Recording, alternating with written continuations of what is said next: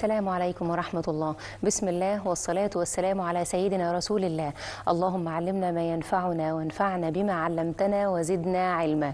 كل عام وحضراتكم طيبين. خلاص ساعات بتفصلنا عن شهر شعبان، وزي كل حاجة بتعدي في حياتنا أيام وشهور وسنين لسه كنا بنهني نفسينا وبنهني بعض بقدوم شهر رجب اللي هو واحد من الأشهر الحرم. خلاص انتهى يعتبر شهر رجب وداخلين على شهر جديد وشهر خطير من شهور الله سبحانه وتعالى. وسيدنا النبي عليه الصلاة والسلام يعلمنا مدى خطورة شهر شعبان ويعرفنا بالظبط نعمل ايه فيه. هنتكلم عن شهر شعبان بالتفصيل وعن مدى خطورته قد ايه هو أخطر من رمضان وشهر مهم جدا، لكن للأسف الناس بتغفل عنه بين رجب وبين رمضان. هنتكلم عنه ولكن بعد الفاصل استنونا.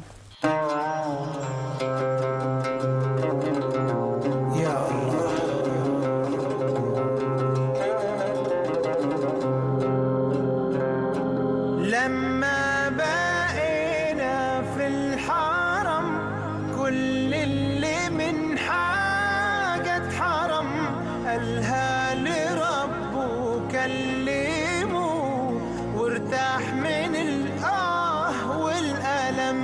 سيدنا النبي كان وسطنا طبطب علينا كلنا ومسح دموع المشتاقين، سمع الشكاوي مننا ودعينا قلنا يا رحيم ومقام حبيبك الكريم وقف معانا في اللي جاي واغفر لنا شر القديم. وقف لنا ولاد الحلال وارزقنا بر رزق الحلال. كان الأذان هو الجواب وكأنه كان من صوت بلال. الله أكبر من الجميع، امشي في طريقه لن تضيع. خلي التوكال دايما عليه، اتحامى فيه عطف البديع.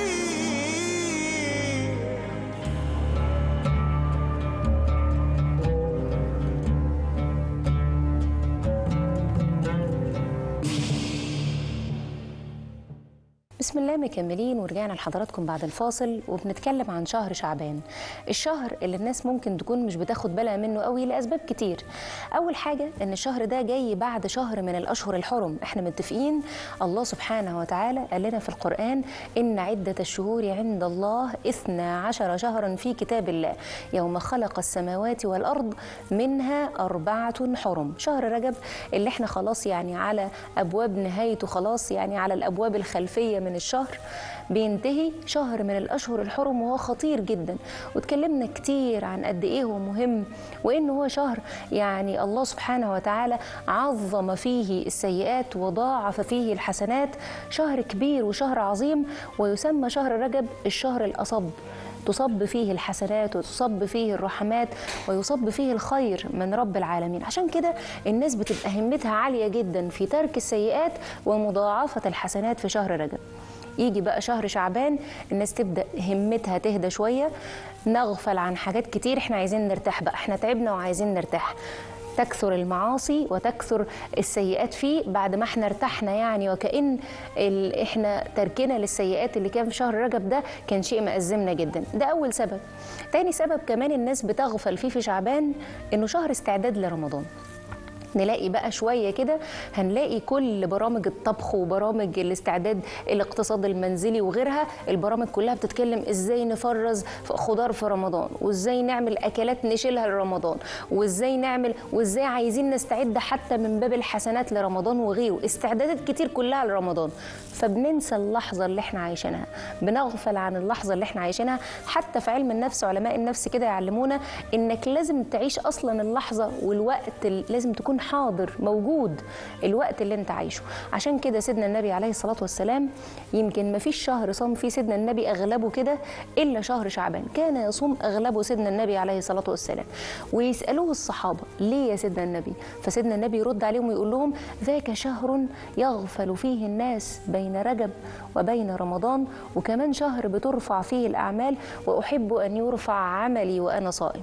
السببين دول كان سيدنا النبي بيكتر الحسنات علشان احنا نقتدي بيه، ويعرفنا سيدنا النبي عليه الصلاة والسلام ان الشهر ده الناس بتغفل فيه بين شهرين مهمين جدا، واحد من الأشهر الحرم اللي هم 4 بس على مدار السنة، واحد من الأشهر الحرم، وشهر رمضان اللي هو مهم جدا وأوكازيون الحسنات. فالناس ما بتاخدش بالها قوي من خطورة شهر شعبان، ويعني بيعتبروا سيدنا النبي شهر غفلة.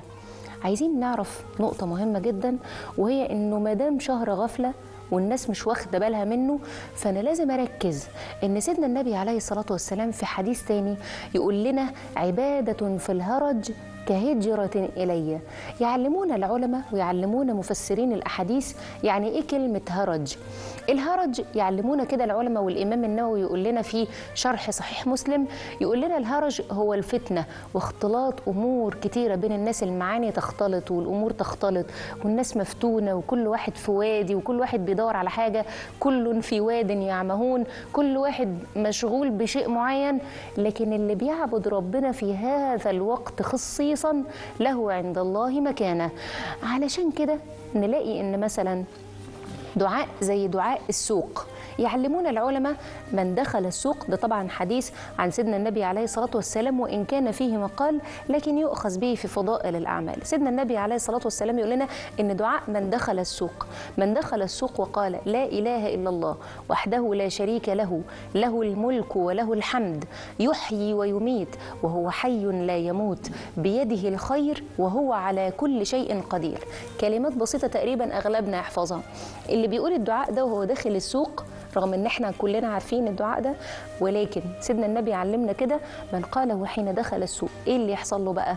تحط عنه 1000 سيئة ويأخذ 1000 حسنة ويرفع 1000 درجة، مليون درجة يعني 1000 اللي هي مليون. لكن سيدنا النبي كان يعبر برقم 1000 لأن العرب لم تعرف رقم مليون على فكرة، فكان سيدنا النبي يقول لهم كده 1000. لذلك ربنا سبحانه وتعالى في سورة القدر مثلا يعرفنا الله سبحانه وتعالى خير من 1000 شهر. 1000 هو الرقم الأقصى اللي كانوا يعرفوه العرب، فربنا سبحانه وتعالى عبر لهم بما يعرفوه ووصف ليلة القدر بالخيرية عن 1000 شهر. الشاهد إن هذا الدعاء البسيط والذكر البسيط اللي يقولوا بس في دخلة السوق. طب إيه السر هنا؟ السر في الغفلة، السر في العبادة في الغفلة. لما يكون هذا المكان كل الناس مشتغلة فيه بالشراء والبيع، وأنا عايز الأرخص وأنا عايز الأحسن، والناس مشغولة باحتياجاتها المنزلية، أنا بيتي محتاج كذا فهروح أشتريه، وده يقول لا أنا بيتي محتاج كذا طب ده بيبيع أغلى، سواء كانت الاحتياجات أو الأسعار، المهم كلها أمور دنيوية شغلة الناس. السوق هو أكتر مكان الناس مشغولة فيه بأمور دنيوية. علشان كده اللي بيفتكر إنه يذكر الله سبحانه وتعالى في هذا المكان اللي الناس كلها مشغولة فيه، اللي بيفتكر ده له كل المكانة الكبيرة دي. فالعبادة وقت الغفلة لها مكانة كبيرة عند رب العالمين، لأنه وقت الناس بتشتغل فيه بأمورها الدنيوية. هنكمل كمان كلامنا عن شهر شعبان، ولكن بعد الفاصل استنونا.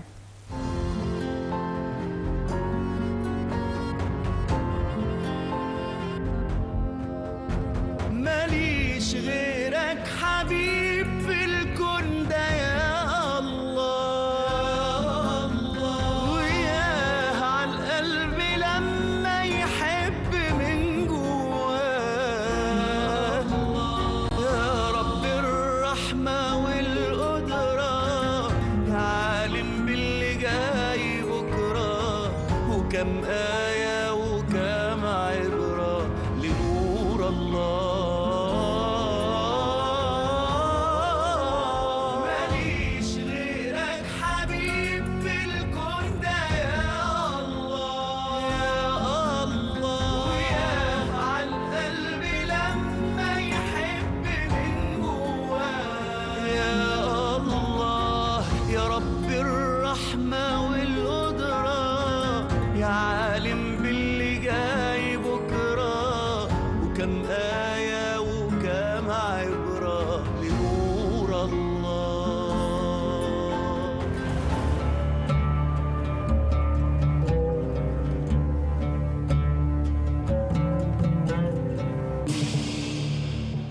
بسم الله مكملين ورجعنا لحضراتكم بعد الفاصل وبنتكلم عن خطورة شهر شعبان اللي سيدنا النبي عليه الصلاة والسلام يعلمنا إن هو شهر يغفل فيه الناس بين رجب وبين رمضان. العبادة في الغفلة وفي الوقت اللي فيه غفلة أو المكان اللي فيه غفلة لها عند الله مكانة كبيرة جدا. علشان كده العبادة في شهر شعبان لها مكانة كبيرة عند رب العالمين سبحانه وتعالى. اشمعنى العبادة في الغفلة؟ وقت انشغال للناس، حتى إن الإمام مسلم في صحيحه بوب باب مخصوص اسمه كده باب العبادة وقت الهرج، وقت اختلاط الأمور عند الناس، وقت الفتنة، وقت ما الناس كلها بالها مشغول بأمور معينة. اللي بيعبد ربنا في الوقت ده سيدنا النبي يقول لنا كده عبادة في الهرج كهجرة إلي. اشمعنى؟ يعني هنا الإمام النووي وهو بيشرح الحديث يقول لنا كلام جميل جدا في غاية الخطورة، إن الإنسان اللي بيفتكر إنه يذكر الله في أماكن اللهو وأماكن الاشتغال بأمور الدنيا وغيرها وكأنه ترك الدنيا وهاجر إلى سيدنا النبي عليه الصلاة والسلام. عشان كده النبي شبهه نفس التشبيه ده، أنت كأنك بتسيب كل الحاجات، روحوا بقى أنتوا كده اقعدوا على جنب بالأمور اللي أنتوا منشغلين بيها دي، سواء كان في سوق، في إلهاء، في اختلاط أمور بين الناس، اختلاط معاني في الدنيا. اللي بيعبد ربنا في وقت الفتن دي ووقت الانشغالات دي له عند الله مكانة تانية، كأنه بيهاجر وبيسيب كل ده ويروح لسيدنا النبي عليه الصلاة والسلام. عبادة في الهرج كهجرة إلي. كمان نلاحظ مثلا العبادة في وسط الغفلة، الناس نايمة مثلا، زي عبادة الليل، زي الصلاة في جوف الليل، مختلفة تماما، عبادة مختلفة ولها أجر كبير عند رب العالمين. برضو كمان من الأذكار اللي بتلفت انتباهي جدا يعني في وقت غفلة الناس أو نوم الناس، سيدنا النبي عليه الصلاة والسلام يقول لنا من تعار من الليل. من تعار من الليل يعني استيقظ من الليل، من تعار من الليل وقال ذكر بسيط جدا يمكن كلنا حافظينه، وقال لا إله إلا الله وحده لا شريك له، له الملك وله الحمد وهو على كل شيء قدير، سبحان الله والحمد لله ولا إله إلا الله والله أكبر ولا حول ولا قوة إلا بالله. اللي بيقول الذكر ده ثم استغفر غفر الله له، صلى ركعتين قبلت منه، دعا يستجب له. إيه ده؟ 3 يعني ثوابات أو 3 جزاءات أفضل من بعض. دعوة بعد الذكر ده مستجابة إن شاء الله، طيب صلاة بعد الذكر ده إن شاء الله مقبولة، طيب استغفار بعد الذكر ده مغفور لك بإذن الله، يعني وعد من سيدنا النبي عليه الصلاة والسلام. طب إيه الحكمة؟ إيه الفكرة في الدعاء ده؟ رغم إنه ذكر بسيط كلنا حافظينه وعايزين نحفظه كمان أكتر، لا إله إلا الله وحده لا شريك له، له الملك وله الحمد وهو على كل شيء قدير، سبحان الله الحمد لله لا إله إلا الله الله أكبر لا حول ولا قوة إلا بالله. ذكر كلنا حافظينه، لكن فلسفة الذكر نفسه، فلسفة الموقف نفسه في اللي هيصحى بالليل ويفتكر، في اللي هيصحى بالليل يشرب ولا يعمل أي حاجة ويفتكر أصلا إنه يذكر الله في هذا الوقت، وقت إلهاء ووقت الناس كلها مشغولة، في ناس نايمة أصلا وإنت صحيت، بس أول ما بتصحى أنت افتكرت ربنا. وده مش هيجي إلا من قلب طول الوقت ذاكر، إلا من قلب طول الوقت هو في ذكر مع الله. علشان كده يبقى أجره كبير جدا، يستجب له إذا دعا ويقبل منه إذا صلى ويستغفر له أو يغفر له إذا استغفر، إذا سأل الله المغفرة. فلسفة الموقف نفسه، فلسفة إن الإنسان أصلا اللي هيعمل كده وهيصحى مخضوض كده ومفزوع على ذكر الله سبحانه وتعالى، ده مش هيكون إلا من قلب في الأساس يقظ، قلب في الأساس واعي، قلب في الأساس سليم ذاكر لله سبحانه وتعالى. لكن القلب الغافل أكيد مش هيبقى واخد باله، هيصحى بالليل زي بالنهار، الدنيا معاه مش فارقة. والإنسان كده حتى علماء النفس يقولوا لنا إن الإنسان بيصحى على آخر حاجة هو اشتغل فيها بالليل أو عملها بالليل أو فكر فيها بالليل. فأنت في الأساس لو عملت ده أول ما صحيت فأنت أصلا نايم على ذكر الله، انت نايم على طاعة لله. علشان كده أول ما هتصحى هتقول الذكر ده، خلاص ليك الجزاءات والثواب الكبير من عند رب العالمين. علشان كده عبادة الغفلة لها عند الله مكانة، وهي أخفى في العمل. الصلاة في جوف الليل مثلا هي أقرب وقت بيكون العبد فيه إلى الله سبحانه وتعالى. علشان كده برضو لها الجزاء الكبير. ليه؟ هي يعني ذكر خفي، عباده خفيه بتعملها محدش شايفك، بتعملها محدش واخد باله. دعاء السوق اللي احنا لسه قايلينه قبل الفاصل انت هتقوله وانت برضو محدش شايفك، وانت لوحدك كده، الناس كلها مشغوله وملهيه وكله بيدور على السعر الاقل وازاي افوز هنا وازاي اشتري اللي انا عايزه، الناس ملهيه في اشياء معينه، لكن انت مع الله قلت ذكر كده بينك وبين ربنا، عباده اخفى، عبادة أقرب إلى الله، عبادة اللي هي عبادة الغفلة دالة على يقظة قلب صاحبها، عشان كده لها عند الله مكانة كبيرة جدا جدا.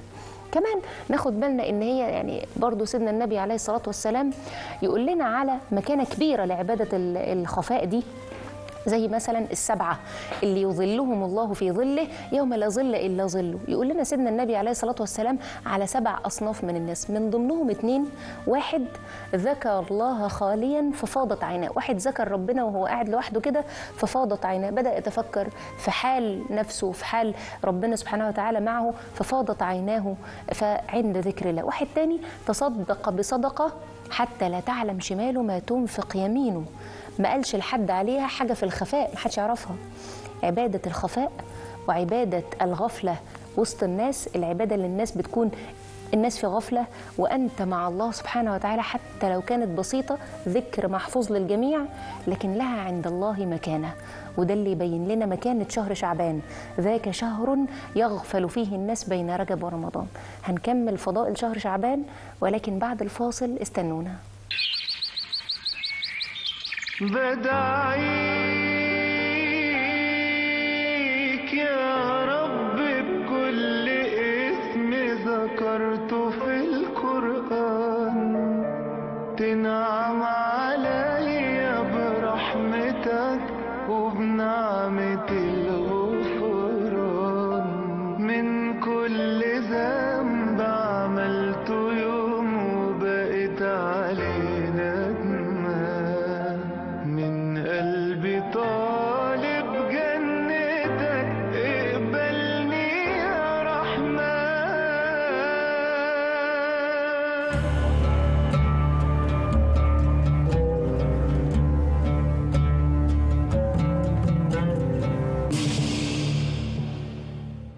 بسم الله، مكملين ورجعنا لحضراتكم بعد الفاصل وبنتكلم عن فضائل شهر شعبان وخطورة هذا الشهر.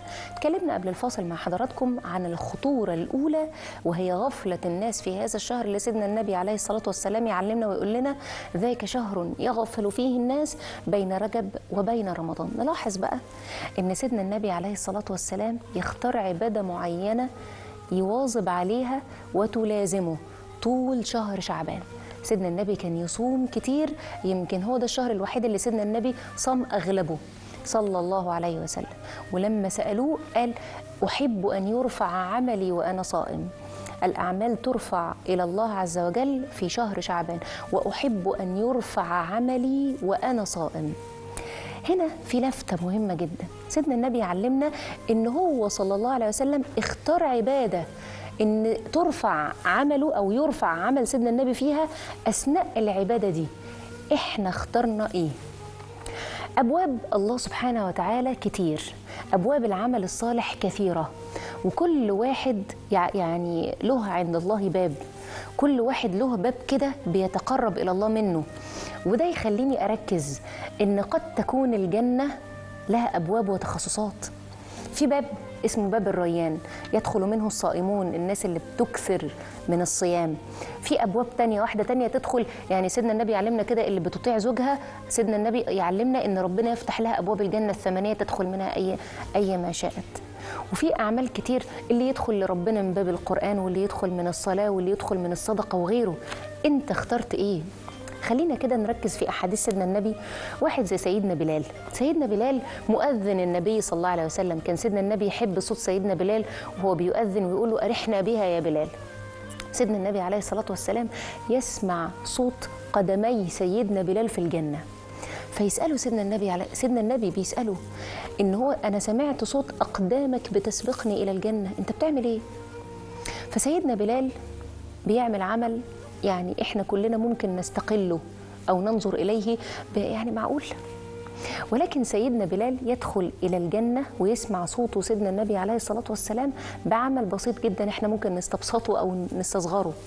يقول لسيدنا النبي عليه الصلاة والسلام كلما أحدثت توضأت وكلما توضأت صليت لله ركعتين. يعني باستمرار بيحافظ على طهارة نفسه، كل ما يعني أعزكم الله يقضي حاجته يتوضأ، وكل ما يتوضأ يصلي ركعتين. عمل يمكن بسيط احنا كلنا حاسين انه سهل. سيدنا النبي عليه الصلاة والسلام لما يسأله يقول له بعمل كده. يعني سيدنا بلال ما دخلش لربنا من باب انه كان بيؤذن، ما دخلش ربنا من باب انه كان هو الأندى صوتا في الصحابة مثلا لما كان يعني يؤذن او كذا، لا، ده عمل كلنا يمكن مستصغرينه شويه. كان بيحافظ على الطهاره وكل ما يتوضا يصلي ركعتين. طيب حديث تاني، سيدنا النبي عليه الصلاه والسلام يقول للصحابه كلهم يكونوا مجتمعين ويقول لهم يدخل الان عليكم رجل من اهل الجنه. فيدخل رجل بسيط جدا، الصحابه شايفينه بسيط، حتى ان اسم الصحابي لم يذكر لان عمله اهم. المرة الثانية يدخل اليوم عليكم رجل من أهل الجنة، ويدخل نفس الرجل. المرة الثالثة نفس الكلام. سيدنا عبد الله بن عمرو بن العاص يقول هو الراجل ده بيعمل إيه؟ ده رجل من أهل الجنة، سيدنا النبي اداله إقرار كده بأن أنت من أهل الجنة، بيعمل إيه؟ يروح له سيدنا عبد الله بن عمرو بن العاص ويقول له أنت بتعمل إيه؟ من غير كده بقى سيدنا عبد الله بن عمرو بن العاص يروح عنده ويقول له يعني انا بيني وبين ابويا مشكله، ممكن اعيش معاك ال3 ايام دول، انا حلفت اني مش هدخل البيت. ويقعد معاه سيدنا عبد الله بن عمرو بن العاص ويلاقي ان الراجل ما بيعملش حاجه زياده، إلا أنه كلما تقلب في فراشه ذكر الله حتى قام لصلاة الفجر. وكأن سيدنا عبد الله بن عمرو يعني من كبار الصحابة، ويقول هو بيعمل إيه؟ مفيش حاجة جديدة، يعني مفيش حاجة غريبة الراجل ده بيعملها، عشان سيدنا النبي يقر ان الرجل ده من اهل الجنة 3 مرات.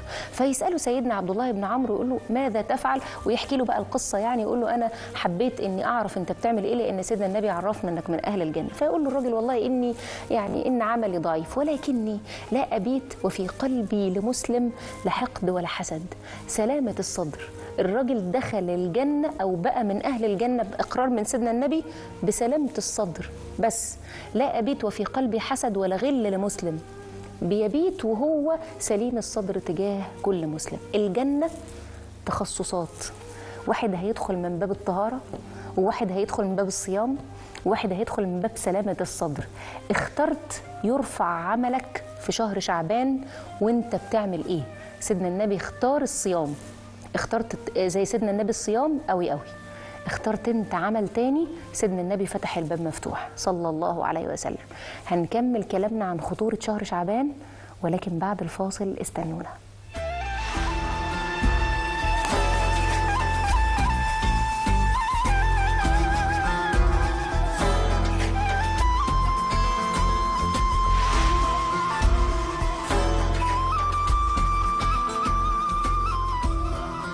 بسم الله، مكملين ورجعنا لحضراتكم بعد الفاصل وبنتكلم عن شهر شعبان وخطورة شهر شعبان. سيدنا النبي يقول لنا ذاك شهر يغفل فيه الناس بين رجب وبين رمضان. اتكلمنا عن يعني الغفلة وفضل العبادة وقت الغفلة، وليه العبادة وقت الغفلة بتكون بهذه الأهمية وهذا الأجر الكبير. كمان يعني سيدنا النبي علمنا صلى الله عليه وسلم إن ذاك شهر يرفع فيه الأعمال. حديث كتير منتشرة بين الناس، إمتى هيرفع العمل؟ ليلة النصف من شعبان، ودي قصة كبيرة جدا بقى، يعني عايزين نفرد لها وقت إن شاء الله.